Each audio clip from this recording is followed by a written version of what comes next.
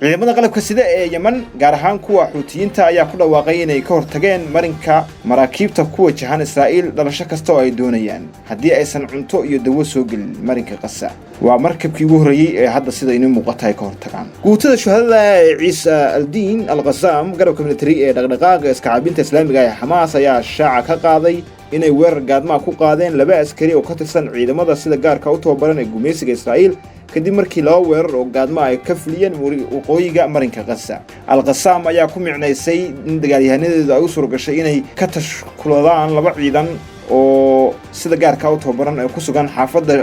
Sheikh Ridwan iyo deegaanka Karama oo ay si nabad uga bixeen goobtaasi. guutada al-Ghassam ayaa ku sheegtay barta ay ku leedahay barnaamijka Telegramka inay la beegsatay qolalka taliska ciidamada Israa'iil ee waqooyiga magaalada Khan Younis ee koonfurta marinka Gaza iyagoo la beegsaday madaafiic badan maanta sidoo kalena ay duqeeyeen dad badan oo ka tirsanaa ciidamada maamulkaasi. guutada Ciisa al-Diin al-Ghassam ayaa xaqiijisay in ay la beegsadeen taangi sahniyada ah ee Markefa oo ku sugan cidhifka bari ee magaalada Khan Younis oo ay la socdeen madfaca al-Yaasiin 105 oo ciidanka Kataib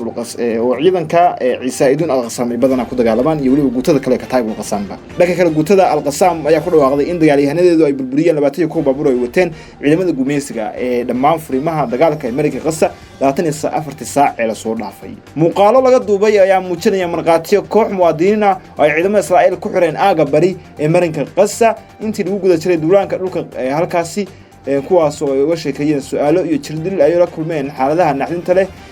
ay ku soo arkeen halkaasi iyaguna ka sheekeeyay. tiro kamid ah dadka la sii daayay ayaa xaqiijiyay in ciidamada gumeysiga ay ka soo qabteen guriyihii ay ku noolaayeen ee bariga magaalada Gaza iyagoo ka siibay dharkii ay wateen kadibna si xun u weeraray faalooyinka korontada ah iyo qoryaha durduriga u dhaca ay si xun ugu weerareen iyadoo ay u sii dheertahay inay ku buufiyeen biyo qabow. in ka badan 5,000 oo askarta Israa'iil ayaa ku dhaawacmay dagaalka Gaza tan iyo 7 Oktoobar halka saraakiisha Israa'iil ay ka digeen dhibaato caafimaad oo xooga maskaxda oo soo food saartay. wargeys Israa'iil ayaa sidaas sheegay Sabtidii. khubaro ka tirsan wasaaradda difaaca Israa'iil ayaa sheegay in waaxdeeda dhaqan celinta ay maalin kasta qaabili jirtay 60 askari oo dhaawaca tan iyo markii uu dagaalka Gaza bilowday 7 Oktoobar.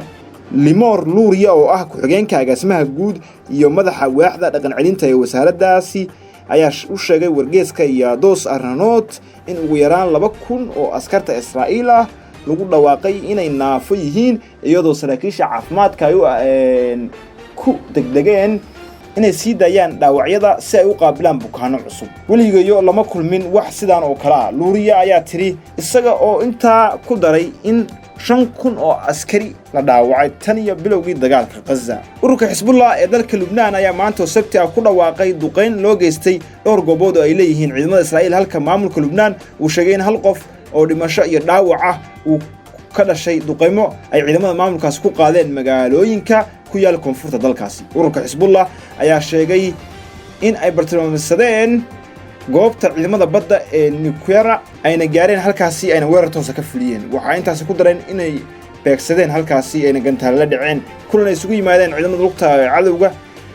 oo ka dhacay agaarka Ruwayset al-Azi oo si toos ah u garaaceen madaafiic badan. xisbiga ayaa sidoo kale gantaalo ku duqeeyay xarunta dhexe ee qaybta 91 ee xerada Baranit ee Israa'iil iyagoo si toos ah ugu garaacay ayuu yiri gantaalada. xisbiga ayaa sidoo kale la beegsaday goobta uu ku sugan yahay al-Baghdadi iyagoo gaaray weeraro toos ah. ciidamada Israa'iil ayaa Sabtidii shalay ku dhawaaqay in diyaaradahooda dagaalka ay saqdi dhexe xalay weerar ku qaadeen saldhigyo ay ururka Xisbullah ku lahaayeen dalka Lubnaan taasina ay ka dhalatay jawaabtan hadda aan soo sheegay. fayeenka ciidamada Israa'iil Afichai Adarey ayaa sheegay in goobta Twitterka saacadaha xalay diyaaradaha dagaalka ee ciidamada cirka waxay ku weerareen bartilmaameedyo xiriir ayuu ka raadiyay barta Twitterka ayuu soo dhigay qoraalka safiinka militariga ayaa sidoo kale intaas ku daray in bartilmaameedyada ay kamid yihiin xarumaha taliska hawlgallada ay isticmaalaan ururka Xisbullah ayaa maalin walba ku dhawaaqaya fulinta hawlgallada ka dhanka bartilmaameedyada ciidamada Israa'iil ee ku dhow xuduudda tan iyo markii uu bilowday duulaanka gardarada ah ay ku hayaan marinka Gaza kaasoo horseeday ilaa iyo hadda dhimashada in ka badan 17,000 oo u badan haween iyo caruur. waxaa dheer 46,000 oo dhaawaca iyo burbur weyn ka dhacay xaafadaha la degan yahay kaabayaasha dhaqaalaha iyo cisbitaalada Gaza. guud ahaan intaas ayaan kusoo gabagabeynaa qaybteennii labaad ee barnaamijyadeena Gaza inta mid la kulmin doono saasiin nabadgelyo.